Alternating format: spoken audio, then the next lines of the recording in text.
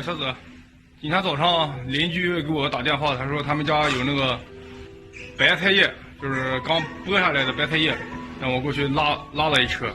然后咱们现在到咱们这鸵鸟场了，就是我现在把这个白菜叶给它粉碎了，中午咱们再喂这鸵鸟。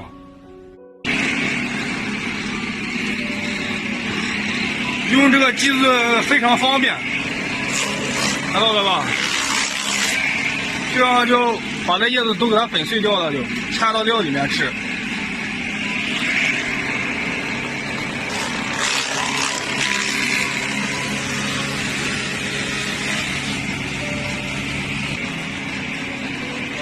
这个孔就是打粉碎白菜的，那这个呢就是用来打这个胡萝卜的，这个是两用的机器。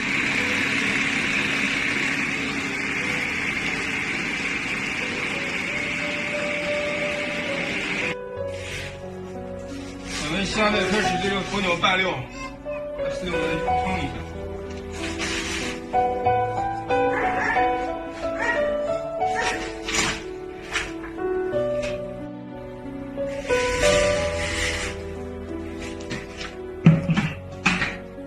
这边给它放2桶这个玉米秸秆油，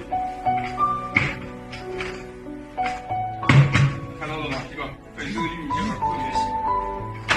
咱们用的是这个铡草轴司机粉碎的，这个是带螺的，打出来的秸秆跟那个草笋一样，反正利用率高，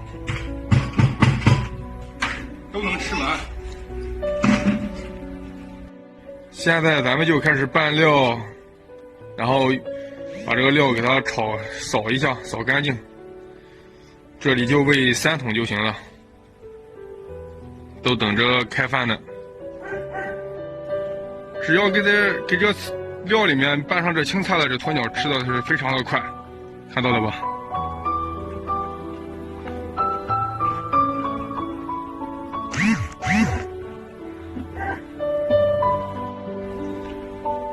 这边场地咱们喂完了，然后咱们拌料用这个3轮再拉到那边的场地去喂那边。